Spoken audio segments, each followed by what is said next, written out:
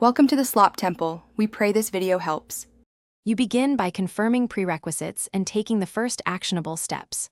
First, enable your phone's Wi-Fi and connect to the network you'll use for data.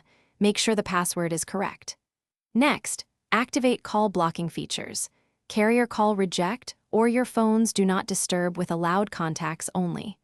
Once done, backup important contacts to a file so you can safely block numbers without losing them. This gets you online while immediately stopping most inbound calls. Now continue into the detailed setup. You configure carrier-level blocking for persistent numbers and enable app-based filters for unknown callers. This prevents call spoofing and telemarketers. Make sure Wi-Fi calling is set to stay online when cellular voice is disabled.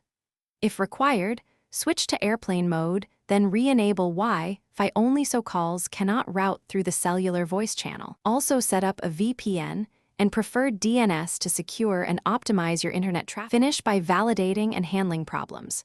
You test the configuration by calling your number from a second phone. Confirm the call is rejected or silent. If calls still reach you, make sure call forwarding is disabled at the carrier and that airplane mode plus Wi-Fi only setup is active.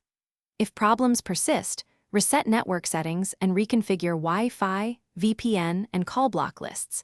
This clears hidden forwarding or carrier quirks. One key troubleshooting tip: contact your carrier to remove any network-side exceptions. Thanks for watching. Consider subscribing if we helped you.